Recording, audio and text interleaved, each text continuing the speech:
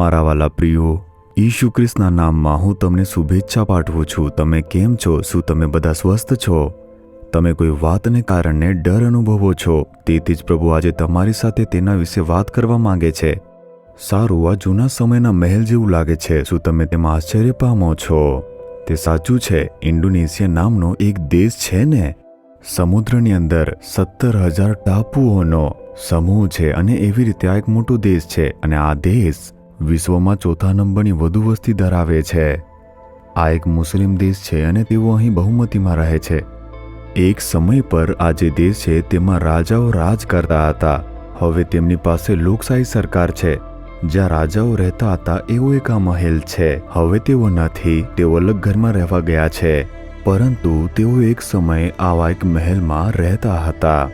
તે સમયે પણ તેઓ આટલી ભવ્ય જગ્યાએ રહેતા હતા, તમે જોઈ શકો છો. પછી રાજાઓને ખૂબ જ માન આપવામાં આવતું હતું, સન્માન અને આશીર્વાદ મળતું હતું. પ્રભુએ પણ આપણને પાપમાંથી બચાવીને રાજાઓ અને મોટા પાદરીઓ બનાવ્યા છે. વચન આમ કહે છે, આપણે પણ રાજાઓ છીએ. શું આપણે એક મોટા રાજાના સંતાનો નથી? બ્રહ્માંડના વિશ્વ પર શાસન કરનાર પ્રભુના આપણે બાળકો છીએ. તમારે હંમેશા તમારા હૃદયમાં કોતરેલું હોવું જોઈએ, પ્રભુએ મને રાજા તરીકે રાખ્યો છે. સારું, આ દિવસે પ્રભુ તમને જે કહે છે તે તમારે સાંભળવું જોઈએ. બાઇબલની અંદર પહેલો કાળ વૃત્તાંત તેના 28 અધ્યાયના 20મા વચનમાં દાઉદ નામનો જે રાજા હતો તે તેના પુત્ર સુલેમાનને મોટી જવાબદારી આપે છે. પ્રભુના મંદિરના નિર્માણની જવાબદારી તે એક ભવ્ય કાર્ય છે. પરંતુ સુલેમાન તે એક યુવાન હતો. શું તેની અંદર ભય નહીં આવે કે શું આપણે આ પૂર્ણ કરી શકીએ છીએ? ગભરાશો નહીં કે પછી નિરાશ થશો નહીં. સુલેમાન, ગભરાશો નહીં, નિરાશ ન થાઓ. આ એક ભવ્ય કાર્ય છે ને કદાચ તમે વિચારો છો કે શું આ સમાપ્ત થઈ શકે છે? પ્રભુ તમારી સાથે છે, તે પૂર્ણ થશે. અને આ જ વાત પ્રભુ આજે કહે છે. એક વખત એક ભાઈએ આવીને કહ્યું, મારા નોકરીના સ્થળે મને પ્રમોશન મળ્યું છે, મને મોટી જવાબદારી સોંપી છે. હું ખૂબ જ ખુશ છું અને સાથે ભયભીત પણ છું. તમે કેમ ડરો છો? પૂછ્યું તો કહે કે મોટી જવાબદારી છે. મારી અંદર એક ડર છે, શંકા કરે છે કે હું તે કરી શકું છું કે નહીં, યોગ્ય રીતે પૂર્ણ થશે કે નહીં.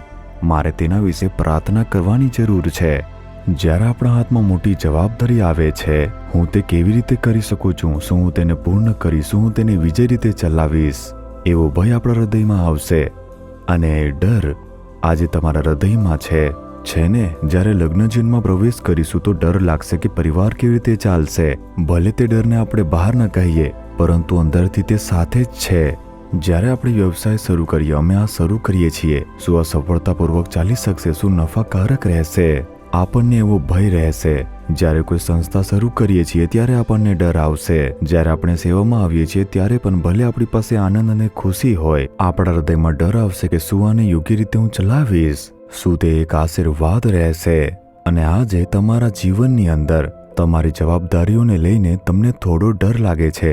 હું આ કરી શકીશ કે કેમ, એવો એક ડર છે. પ્રભુ કહે છે, મારા પુત્ર, મારી પુત્રી, ડરશો નહીં અથવા નિરાશ થશો નહીં. શું હું તમારી સાથે નથી? જે મને બળ આપે છે તે ખ્રિસ્ત દ્વારા હું બધું જ કરી શકું છું. આવી રીતે કહો, બધો ભય દૂર થઈ જશે. પ્રભુ આજે તમારી સાથે વાત કરે છે. તમારા હૃદયની અંદર જે ડર છે, તમે બહારથી ભલે આનંદિત છો, મને આ જવાબદારી મળી છે, મને આ આશીર્વાદ મળ્યો છે, મને પ્રમોશન મળ્યું છે, પરંતુ હૃદયમાં ડર છે ને, પ્રભુ આજે તે ડરને બદલવા અને તમને બલવંત કરવા ઈચ્છે છે. 1 મિનિટ માટે હૃદય પર હાથ રાખો અને કહો, હે પ્રભુ, આ ભય અને આ મૂંઝવણ મને ઈસુના નામમાં છોડી દે. પ્રભુ, તમે મને જે જવાબદારી આપી છે તેને પૂર્ણ કરવા માટે મને શક્તિ, કૃપા, સામર્થ અને હિંમત તમે આપો. પ્રભુ, ઈસુના નામમાં પ્રાર્થના કરું છું પિતા.